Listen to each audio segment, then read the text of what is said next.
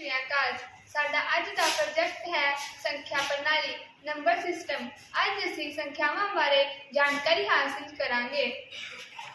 ਪ੍ਰਾਕਿਰਤਿਕ ਸੰਖਿਆਵਾਂ ਉਹ ਸੰਖਿਆਵਾਂ ਹੁੰਦੀਆਂ ਹਨ ਜਿਹੜੀਆਂ ਕਿ 1 ਤੋਂ ਸ਼ੁਰੂ ਹੁੰਦੀਆਂ ਹਨ। ਸਭ ਤੋਂ ਛੋਟੀ ਪ੍ਰਾਕਿਰਤਿਕ ਸੰਖਿਆ 1 ਹੈ।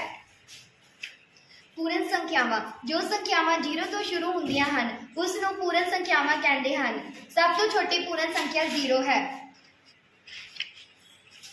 ਸੰਪੂਰਨ ਸੰਖਿਆਵਾਂ ਉਹ ਸਾਰੀਆਂ ਧਨਾਤਮਕ, ਰਿਣਾਤਮਕ ਅਤੇ 0 ਦੇ ਸਮੂਹ ਨੂੰ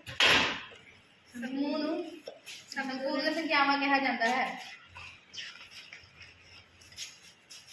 ਪਰਿਮੇਯ ਸੰਖਿਆਵਾਂ P/Q ਦੇ ਰੂਪ ਵਿੱਚ ਲਿਖੀ ਜਾਣ ਵਾਲੀਆਂ ਸੰਖਿਆਵਾਂ ਨੂੰ ਪਰਿਮੇਯ ਸੰਖਿਆਵਾਂ ਕਿਹਾ ਜਾਂਦਾ ਹੈ। ਇਸ ਵਿੱਚ Q ਕਦੇ ਵੀ 0 ਨਹੀਂ ਹੁੰਦਾ। ਇਹਨਾਂ ਸਾਰੀਆਂ ਸੰਖਿਆਵਾਂ ਦੇ ਸਮੂਹ ਨੂੰ ਵਾਸਤਵਿਕ ਸੰਖਿਆਵਾਂ ਕਹਿੰਦੇ ਹਨ। Thank you.